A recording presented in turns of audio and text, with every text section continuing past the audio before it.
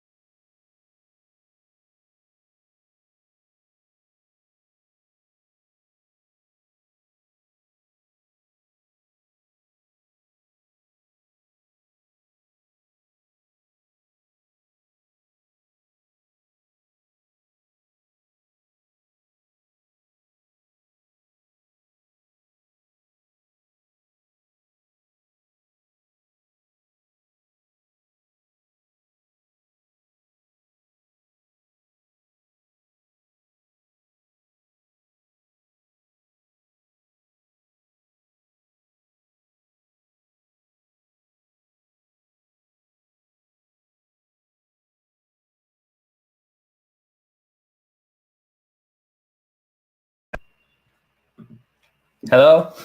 Oh no. Hello. Hello nghe. Hello. I'll be right back.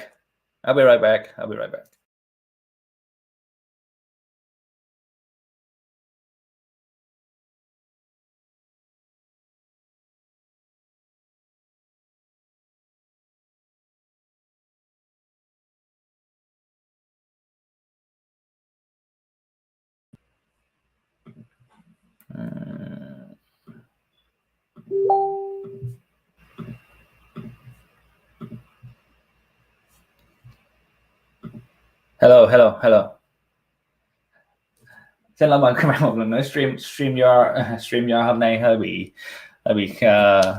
quậy mình một tí. Mình đã chỉnh mute, mình đã bỏ mute và mình đã mở cam lên sẵn sàng trước khi stream hết rồi, nhưng mà không biết tại sao nó lại không bắt được cái micro này. Chắc là vì cái micro này nó tắt lúc đầu. Đấy, nó tắt lúc đầu.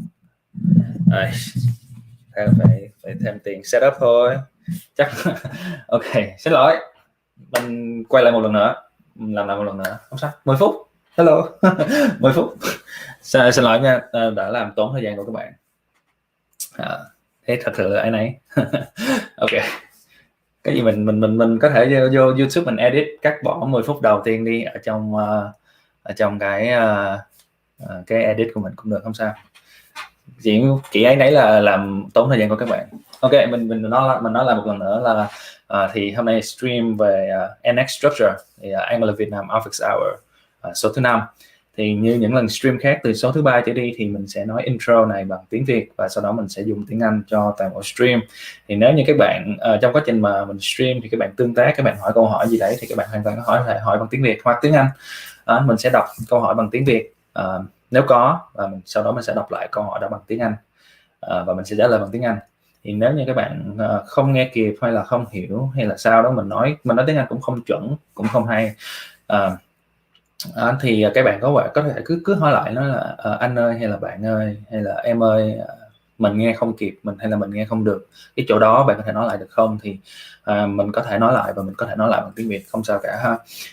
Thì chúng ta bắt đầu thôi. Okay. So today, welcome you guys to the Angular Vietnam Office Hour, episode 5. We're going to talk about how to structure your application.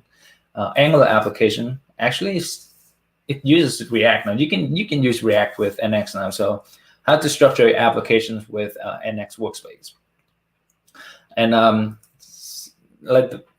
you can structure however you want, but we want to structure it in a way that when you work in the teams, it's not going to affect the others, or if it's affected, then that effect can be noticed or can be spot at the other point, and that's the main point. So you can scale, you can have a scalable and maintainable application structure. All right, so basically I'm going to walk you guys through a structure or a section called a workspace structure in the NX documentation, and I follow very closely to this documentation, but of course with tweaks here and there to make it suitable for our applications. I'm going to walk you guys through all of this today. And on the agenda is I'm going to show you guys the demo of the PANG stream demo, and this is the repo. I'm going to put the repo in the chat. And so that's the repo. You can follow the repo. Go away.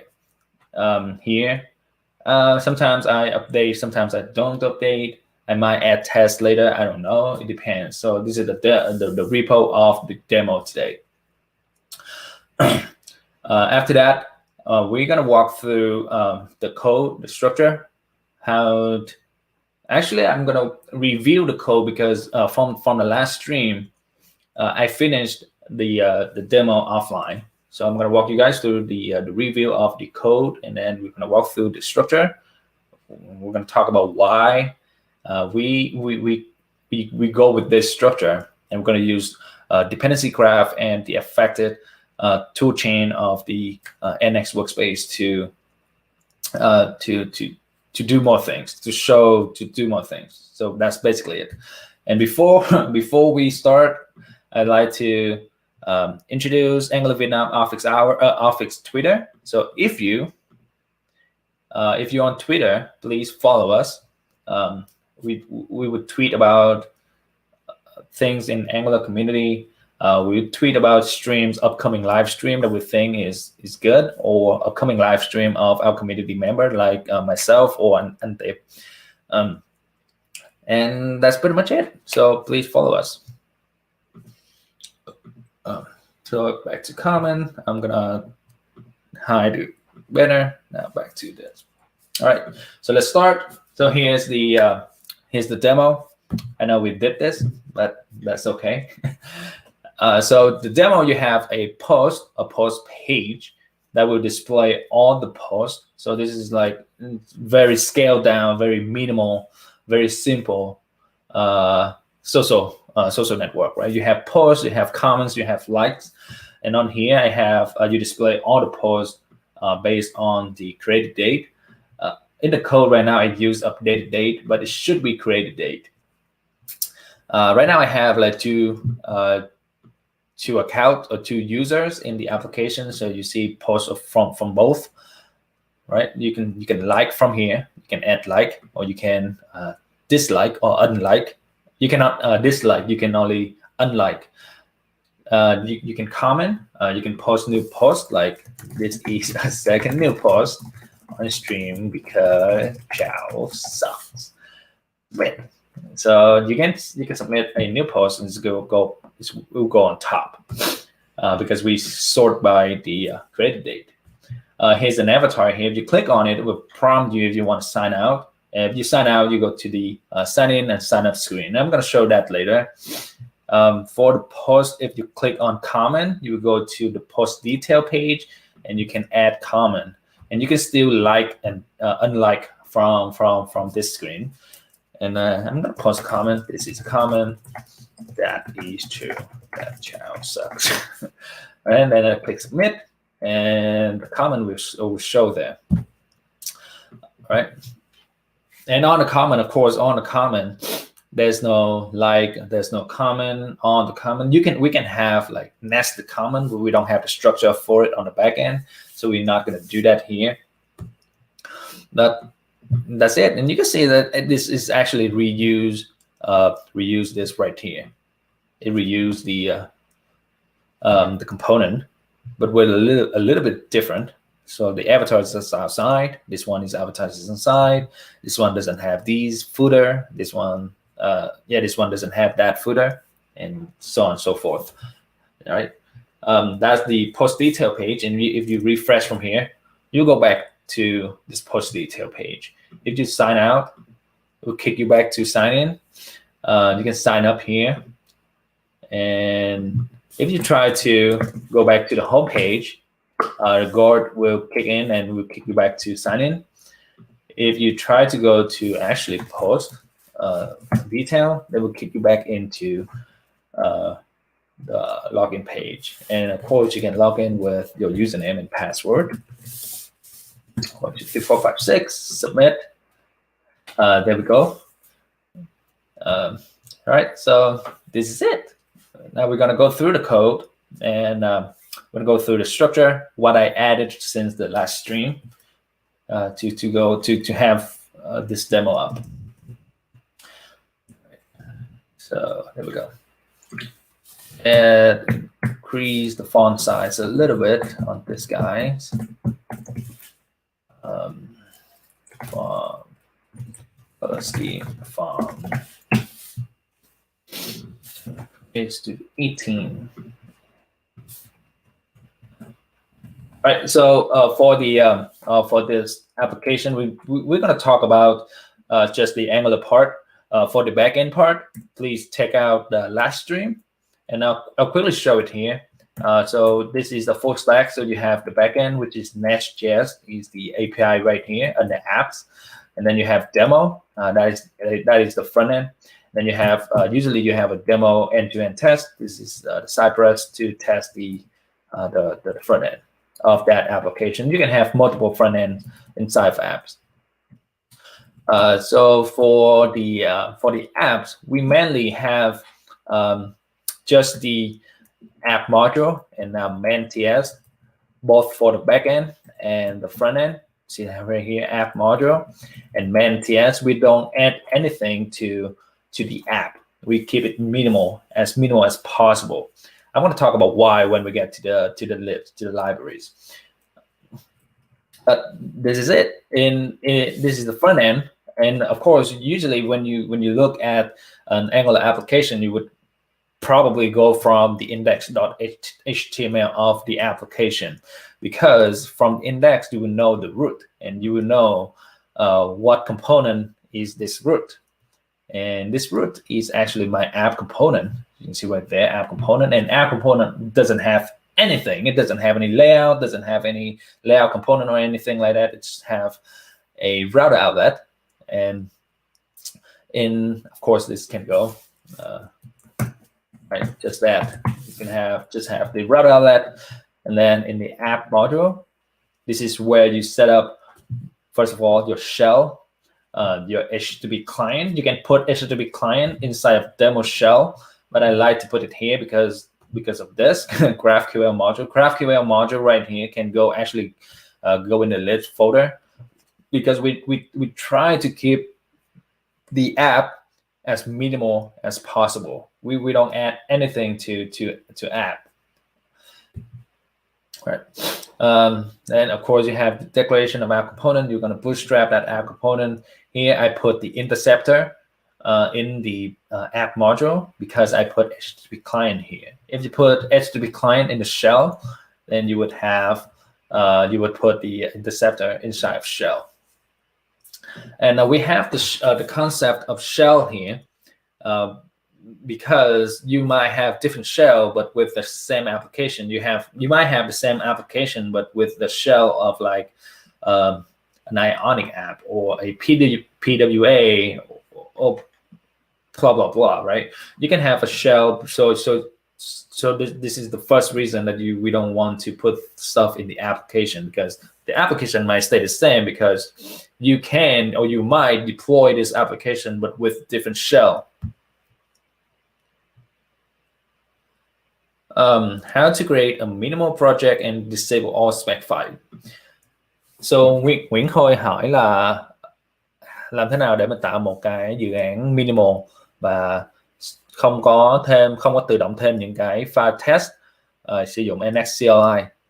Ok, thì mình sẽ show cho sorry. Nguyễn Khôi asks how to create a minimal project and disable all spec file and test file using NX CLI. Thank. So it's super easy. I'm just going to show here real quick. So if you create a workspace, I believe that is the workspace generator. Let's look into that. The workspace generator is just create a workspace. The important thing is when you create the application. So when you create an application, so let's assume, hold on. Let's assume that you follow the documentation and the documentation said, hey, use this NX workspace. At latest, I'm going to use the Angular CLI, or you can use the NX CLI if you want. I use the Angular CLI, and then you hit yes, we do blah blah blah, do that, and we're going to ask you to pick a preset. Usually, people would pick a preset like Angular or Angular Nest or React.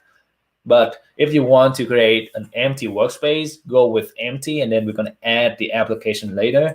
Because when you use the schematic to generate a Angular application, you will have more options.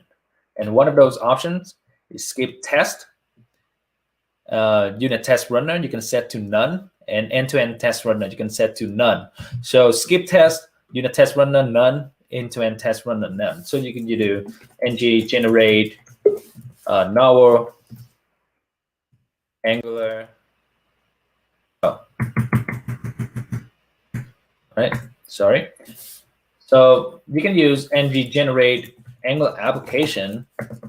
Of course, you're going to give it a name, and then you can do skip test. The name unit test runner equals none. End-to-end test runner equals none. Here we go. And test runner none. So with these, it will not generate any spec file or any test file. I will actually save this into the Angular application schematic option so that it will not generate test or will not generate any unit test or end-to-end test for the libraries to this application. And actually, when you generate an Angular application library, then you would also have option to set up right here. You can set up unit test runner as well. You can set this to none as well when you generate a new library. So that's how. We have Tony, Jonathan, mình có anh Trường. Thì anh Trường thì chắc sẽ nói tiếng Việt hoặc là ngồi đi chơi thôi. Okay, hello. Okay, thì bây giờ we're gonna go back to the application. Again, back to the shell. So the shell is where everything starts. So let's look into the shell. That's the apps. That's the apps just like that. It doesn't have anything else. It's just the app module and the main TS. We look into the demo shell module. You see that is follow a specific convention that it will be prefixed with the application name. So the name is demo. So everything with the demo prefix is specific to that application. So here we have a demo shell. So this shell is specific to the demo application. And in here, in shell, I would have, this is where I set up the route. Oh, we will set up the route as for root, because again, the app module doesn't set up any route, but the shell does. So now you can see that you can actually switch out the shell. You can switch out the shell, but with the same application. So deployment, same application, but you can switch out the shell if you want to. So here I set for root, and we're gonna go into the demo shell route in a little bit. Then we have the auth layout component, and then we have the router module. We export the router module thing. So this part right here, this line, this portion, and this portion with the exports is the same as some like routing module. If you use Angular CLI to generate your module, you would have something like this. And in the routing module, you would have the router module for root or for child, and then you export that router module. So this is pretty much the same. All right, now let's look into the demo shell route. So demo shell route is we'll have a path of an empty path, auth layout component. That's why we declare the auth layout component here, because we display or we use this component. And auth layout component will have a children post.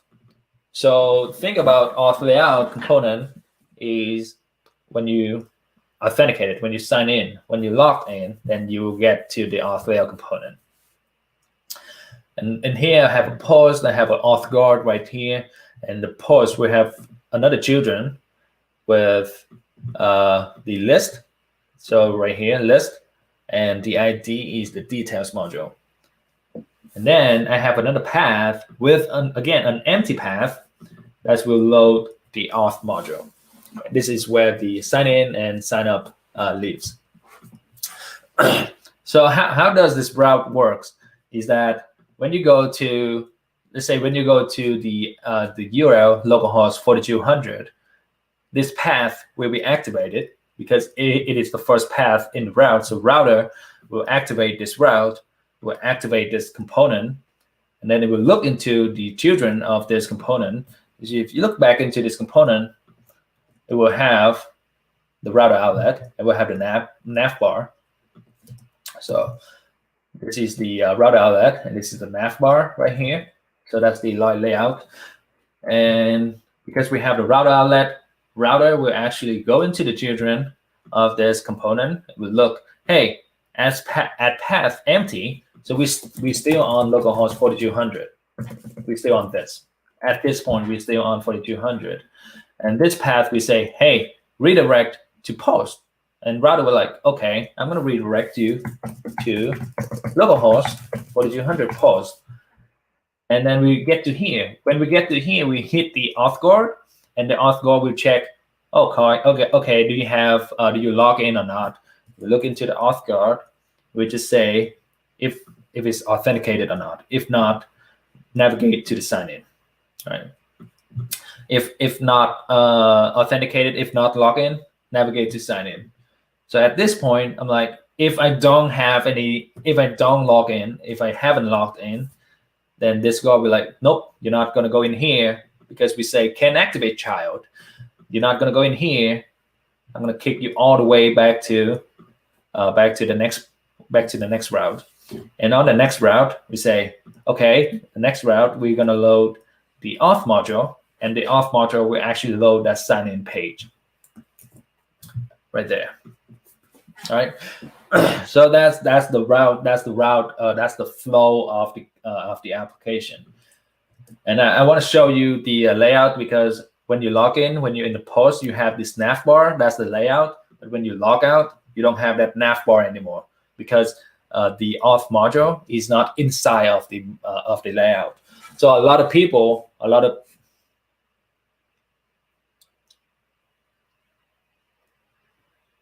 yes, I like that too. So anh Tiệp nói là mình thích kiểu Châu đang show. Lý do là cái kiểu Châu đang show có nghĩa là tạo một cái kiểu Châu đang show là như thế này. We create a route file instead of a routing module, right? Why do we need a routing module?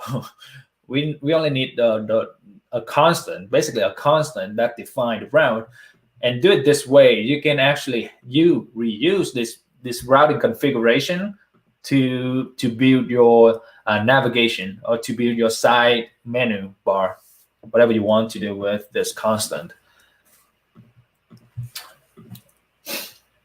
All right, and yep.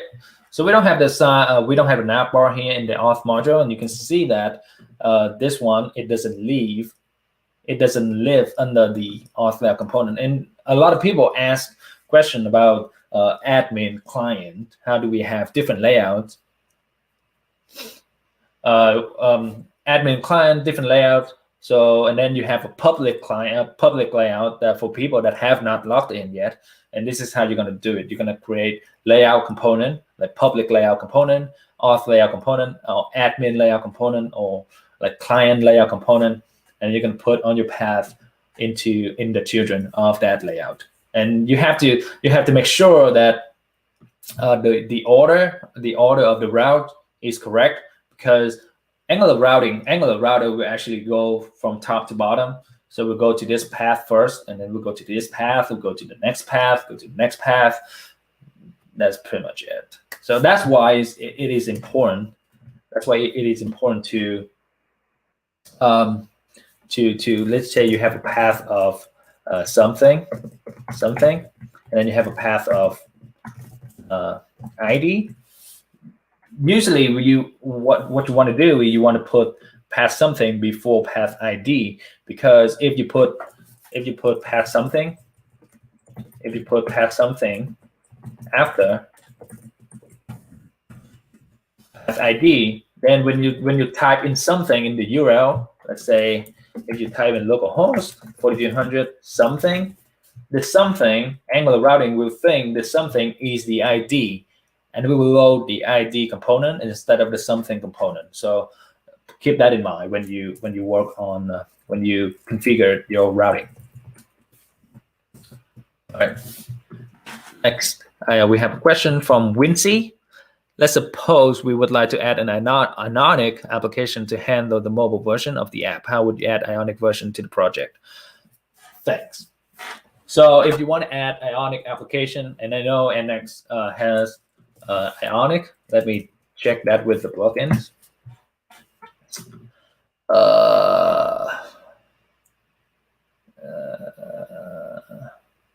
It doesn't seem like it has it. Yep, right here.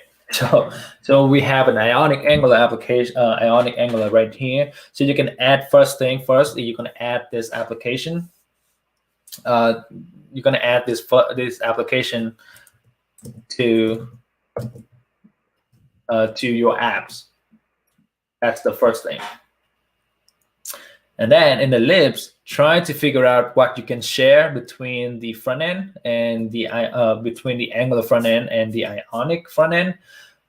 Rip it out into the shell, make them shareable, and then you can reuse that. I don't know if you can actually. I think you can to just use the shell and switch the shell with the demo, but of course Ionic requires something else. I'm not really big in Ionic, but you can actually use NX to share this whole thing. The whole libs folder here can be shared. You structure it in a shareable way. I hope I can answer that. I wish I could answer that, because I'm not very familiar with Ionic. Thank you for your question. All right, so that's the shell. We're gonna go to the shell. Hold on, yeah, the shell. And now you guys understand the flow, all the routing of this application. We're gonna go to the structure now. So for the structure, you see that in the lib folder, you would have directory matching with the name of the application. So API, if you have an app called API, and in your libs, there will be a folder called API. It's just a folder. It's not a lib. It's not anything else. It's just a folder. If you have demo, then you have a demo folder. And then everything inside of demo is pertained to that demo application. All right. Inside of demo, then we have, this is what we call scope. All right. This is what we call scope.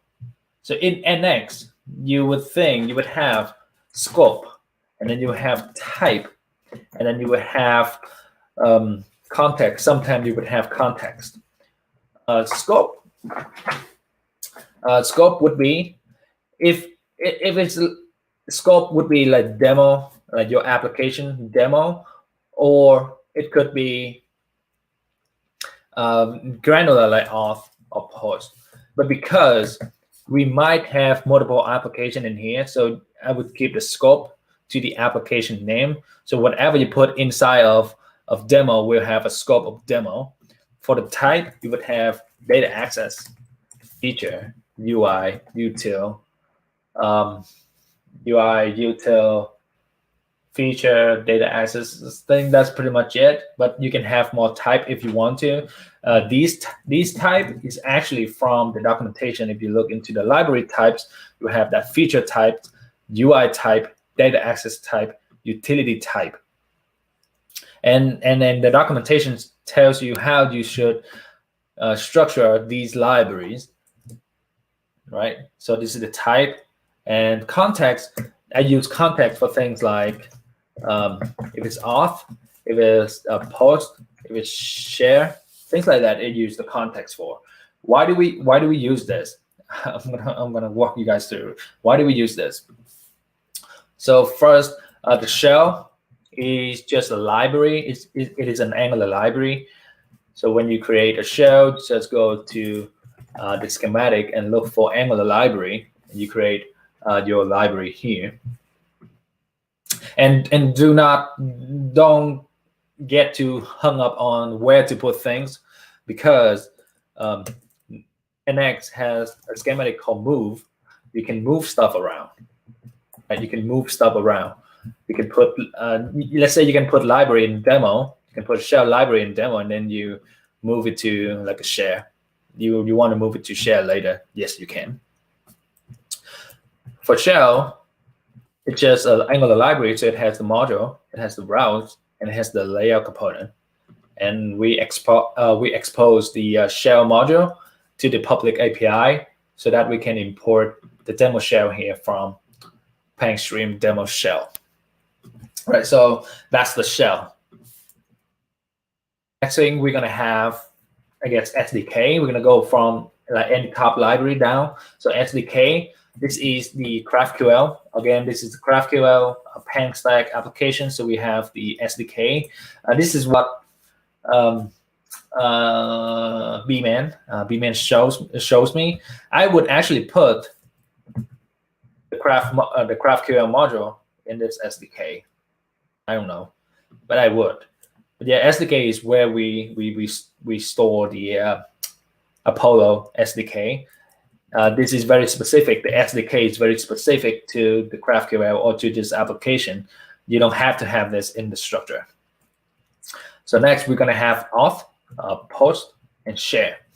So think about your application, the area of your application. You have the authentication portion, like deal with authentication, like sign in, sign up, maybe like for 4 or for 1, those type screens. And then you have like a post portion that is dealing with the post list or the post details. Everything that has anything to do with post, you're going to put in post. Anything to do with auth, you're going to put in auth. So if you look into the auth, and you can see that I have those 4 library types: data access, features, UI, util.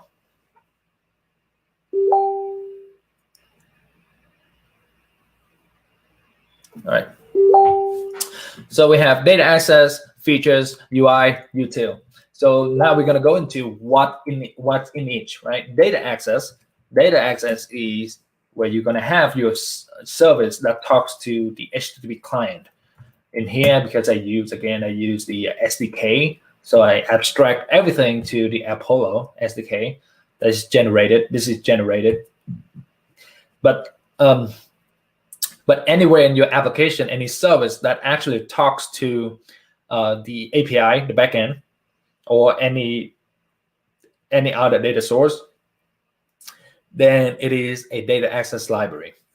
And we want to separate the data access library out of the module library. So let's say this is the module library that we're going to lazy load, so that we can use different data access from different sources. So let's say I have a data access here on auth, and then in my post I have a data access, and in my post I want to use, if you look into post service, actually look into the store, if you look into a data access, let's not worry about what's here. Let's just think about the data access of post.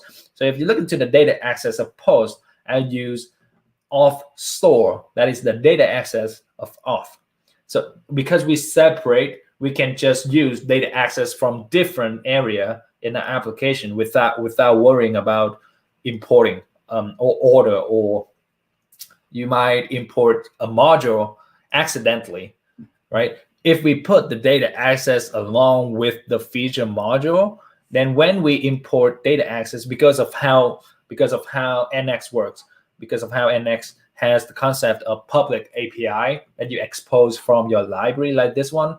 So if you put this in sign in right here, sign in is exposing the module. If you put this in sign in, and then when you try to import the auth store from this sign in, you will import the module as well, and that defeats the lazy loading, right? That's why we want to separate them into different libraries, so you can use different data access together. So that's the data access. And then here I have the services, which is the login and the register. This will actually call to the backend. So I have the backend running here, right? So that's just a GraphQL, so you don't see the route, but it is running here. So this SDK will talk to that GraphQL backend. So it is inside of data access. Next, I have a store. I use component store. So think about component store, because component store is actually should live next to the component. So if I have like an auth component or something like that, I would put auth store right next to that component. But because I use component store as my global store, you can see that it is a singleton, so it's shared across the application. That's why I put it in the data access. Normally, you would have your NGX store or Redux store or whatever service that deals with data in here that you want to share globally. And you can actually use this, put this store inside of the share data access, right? You can have inside of share, you have a data access, and that data access actually have the auth store. So you have the authentication store to share across the application. I think that would be better, but yeah, right? So that's the data access. Next, we have features. Usually, if you have only one feature, close this. If you have only one feature, let's say I only have the shell, then you would just create a library with the name feature. Right here, I have different features inside of auth. That's why I create a directory called features with the S, and then I put all of my feature in there. You see that this icon that WebStorm show, that tells us this is the library. If it doesn't have that icon, it's just a directory or a folder. Okay.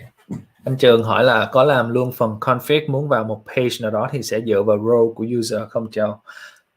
So Nguyên Trường asked, are you gonna go over how to set up your route that based on the user role? I will not. I don't think we have time for that, but I will not. But I might be able to show something real quick if we have time. All right. So for the features usually in Angular, in the Angular application, feature is just the module that will deal with the routing config for that feature. And in some case, it will have a container component. So a feature will have a module and the component. This component is the container component. If you guys don't understand what container component means, let me look it up. Container component, Angular. There. Container components. It's loading. There we go. I'm gonna put it here. Container components with Angular. So container component is the component that will have things injected inside of it, like a service, a store. If you use Redux like NGX store, that's where you're gonna put your store, and you're gonna select. You use your selectors. You're gonna dispatch action from the container component. Right. That's the right here. I have the auth store injected here, and this is the container component, and it will live inside of the features. It will live inside of its feature, because you're going to need to set up the routing module to have that component to be displayed. So that's the features access. That's the feature. Sign up, same thing. You would have that sign up module that would set up the routing module and the sign up component, right? Next thing, you will have the UI. So UI is presentational component. You can look for presentational component in Angular. It's from in-depth as well. So let's look for presentational components Angular. There we go. You can look this up.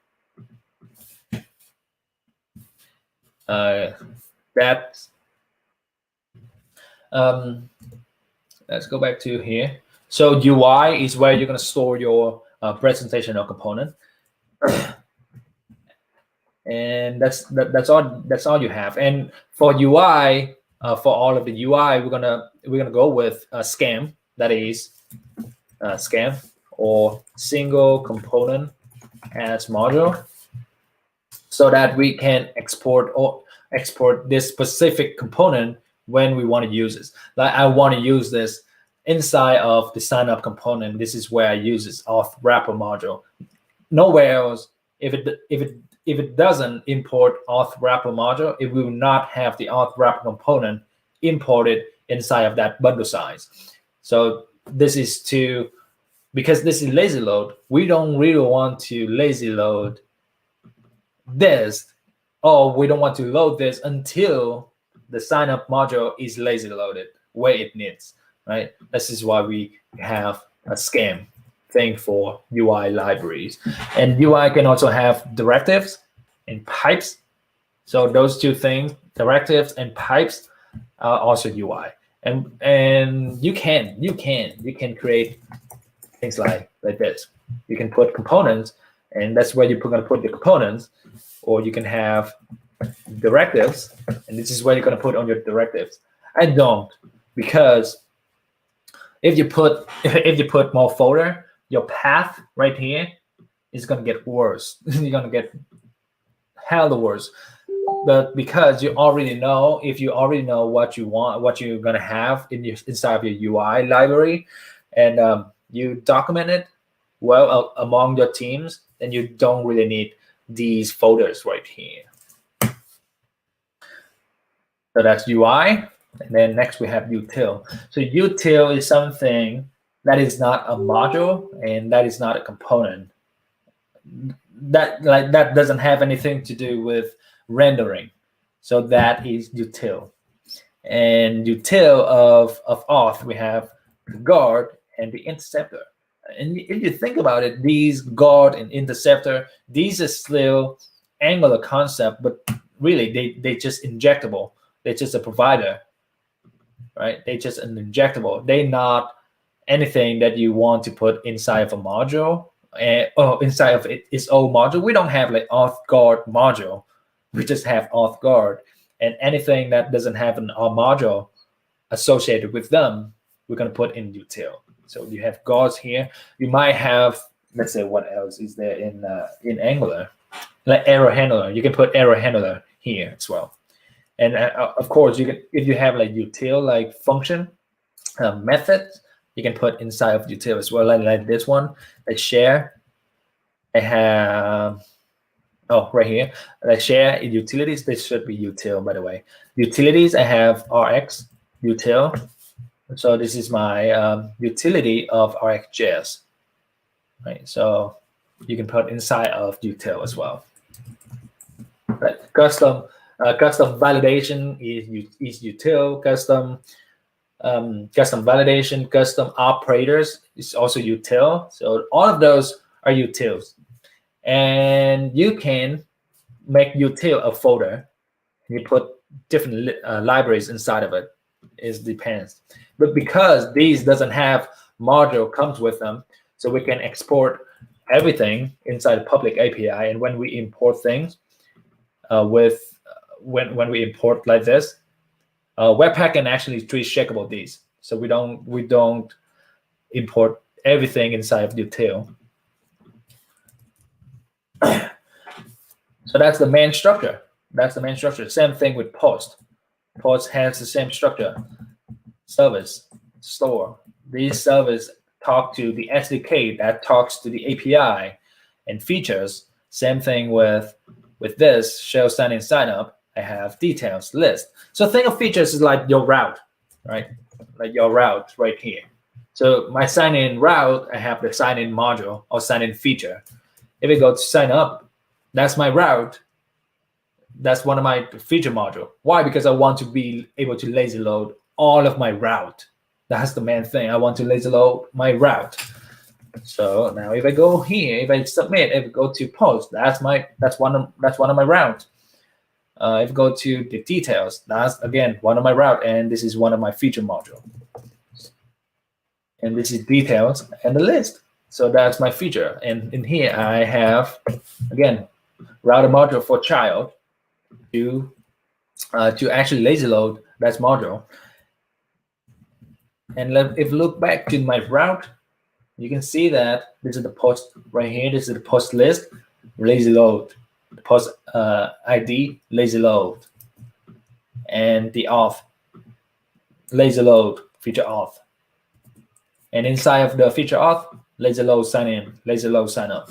You want to lazy load a lot of your application. All right.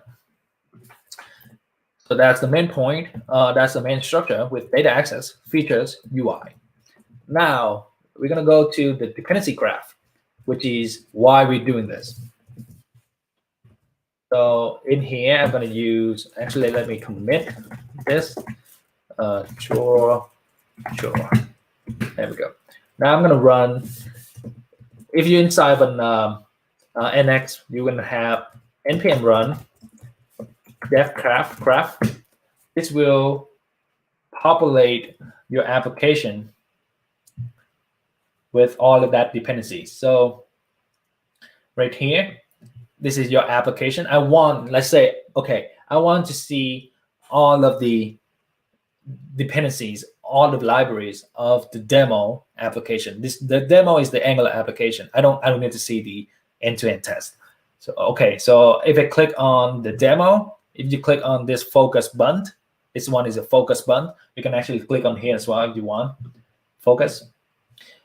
It will automatically pick all of the dependencies, or all of the things that this demo application it depends on. So I'm gonna remove that again. If you now let's look right here. So demo, this is the application. It depends on the demo shell. Remember in the app module, right there, demo shell, and that's what it depends on right here. Demo shell and demo shell. The arrow, the like solid arrow is like straight dependency. Like the dotted arrow, like this one, is lazy loaded. So from here you can see, now you can see demo that depends on demo shell, and it depends on the util, right? These two.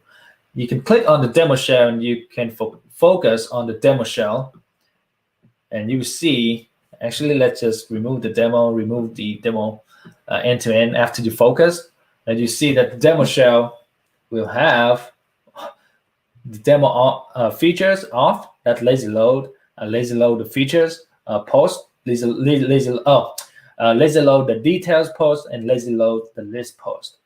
And then you can go from there, and you see that these feature shell, you can see that they are feature module which we lazy load, and there's nothing depends on those. You can see that there's nothing depends on those actually, because all of the things that depends on it is lazy loaded with a dotted line. You see the feature shell, it has dotted line to the sign in, dotted line to the sign up. You will not see, or you will not want to see a straight line or a solid arrow go to these features, because if that's the case, then you no longer lazy load. So we break them up into features, and then inside of these features, we will use the data access right here, right? The data access, the UI right here, the UI, the data access. We use these with the solid line. We straight import these inside of the features. UI, right? UI and util data access. And you see it right here. If you click on this one, data access. So data access is using the data access of auth. So because we using things from the auth inside a post, but we're not importing the whole auth module, that's gonna defeat the lazy load purpose, right? We just import the data access. And that is the dependencies graph. And that is why, one of the reasons why we're doing what we're doing with the structure, so that we have a clear path of importing that is not going to break the lazy load nature of Angular applications. Right, so this is the dependencies graph. All right, and the next thing is I'm going to show you the affected graph. Affected graph. All right. So now I want to show. Let's go back to the demo shell. Let's go to this. All right. So you see this right here. Auth wrapper. Auth wrapper is what wrap the sign in and sign up. Actually, it's just what gives this page. This is what put the sign in card right here into the middle, and same thing with the sign up here into the middle. That's the auth wrapper component. And from the dependencies graph right here, you see that the auth wrapper has the feature sign up, a feature sign in, that is sign in component, and sign up component depends on the auth wrapper. And now let's say that we want to change something to the auth wrapper. Where my auth wrapper at? Util auth wrapper. This is the auth wrapper, and let's say you change the code. I'm gonna put console log auth wrapper to content init, save. And now it's in my Git status. You see that auth wrapper has changed. So now auth wrapper contain changes with the Git. Like my current branch has auth wrapper change. Now, if you run npm run dev graph again, and if I select auth wrapper, I focus onto it, you see nothing change really to the graph. Like you cannot tell anything from this graph with the change. But if you run npm run affected dev graph, Now you will see that because these feature sign in and feature sign up depends on the auth wrapper, we have a change in auth wrapper. The affected def graph or affected dependencies graph will show you all of the things that is affecting. Why is this important? The important thing is now when you change one thing, when you change a very, very small thing inside of your application, and this will show you what you need to rerun, what you need to retest, what you need to redeploy, right? You see that the auth wrapper doesn't have anything to do with the post. So everything, every logic inside of the post doesn't have to be tested again. You only have to test, retest, or sign in, or retest, sign up, because thanks to this affected dependency graph. And if you look into the package.json, you see this. You can build what affected. You can run end-to-end what affected. You can run test what affected, and you can run lint what's affected. So you're not going to rerun the whole application. You're going to retest the whole application when you have that one small change. And that's the point of the whole structure thing that we're doing right here. Imagine you have an application with huge 100 of different feature modules, right? When you change one module, you don't really want to rerun 100. You only want to retest that one piece that got affected, right? That one change and everything it affected. That's it. You don't want to run all 100 features modules when you change one thing.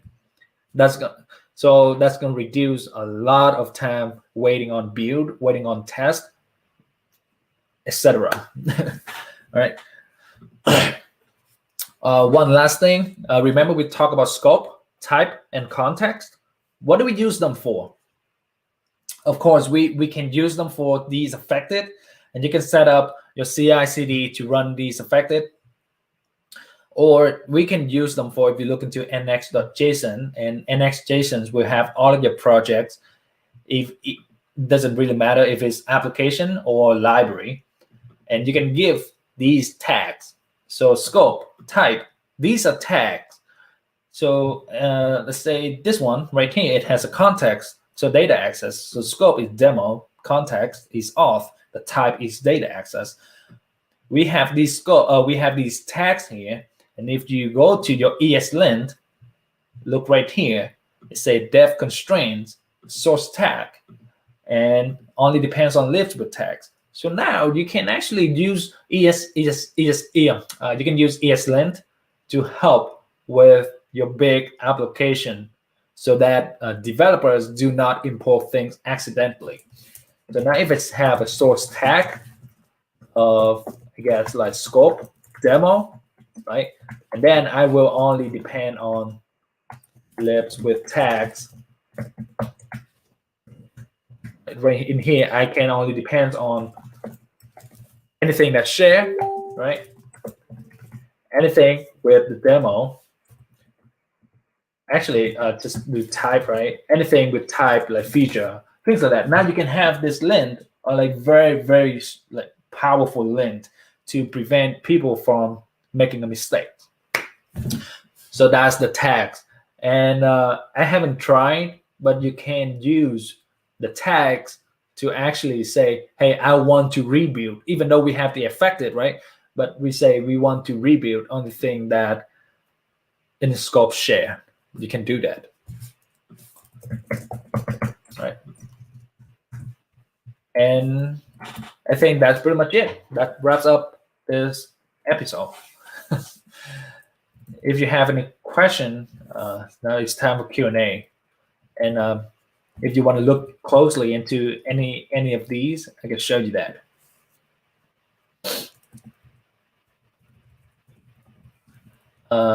Data access, lab, stores, cost. Yeah, again, the structure might look a little bit intimidating. it's not easy to wrap your heads around this because it's so nested, right? Inside data access, you have source, and then you have lib, and then you have these. You have to go all the way down to these things. But all of these is handled by NX. You're not going to have to do anything except for thinking about where to put things. And with this structure, your application, I mean your dev teams will have a better time putting new things inside your structure because they know where to put things. They're not going to sit there for like 20 minutes or 30 minutes thinking about where should I put this? Is this going to be shared later? Am I going to have to rewrite this later to make it share across application or across libraries?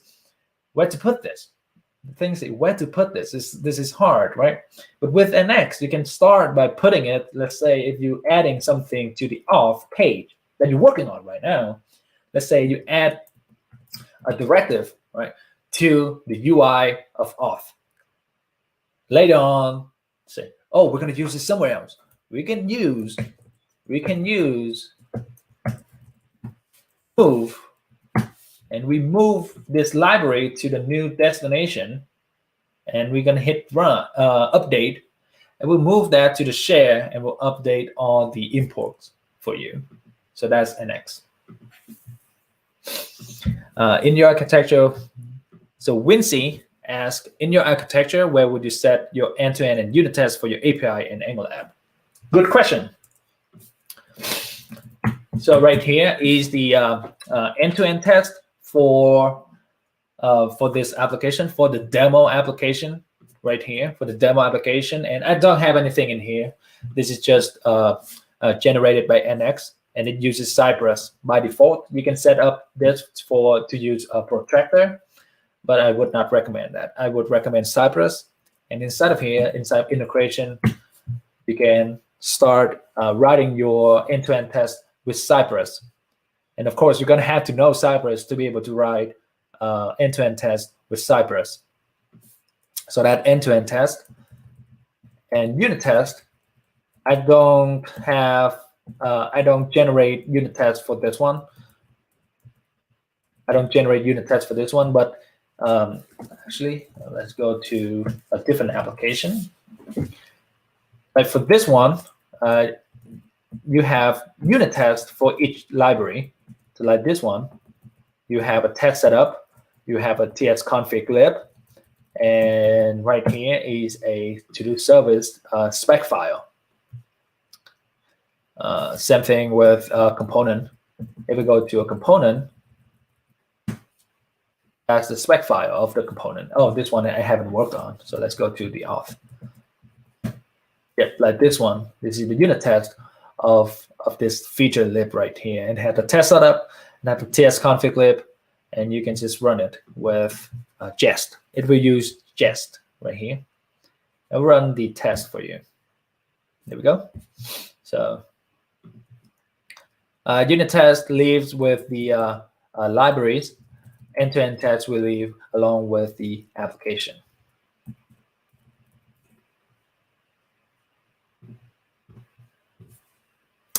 All right.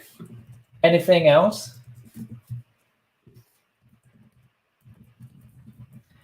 UI, auth wrapper, features, sign in, sign up. Let me see what the auth wrapper. Yeah, auth wrapper. Just wrap everything inside of it. Auth wrapper. Yep, just the title. And put everything inside the center. Cool.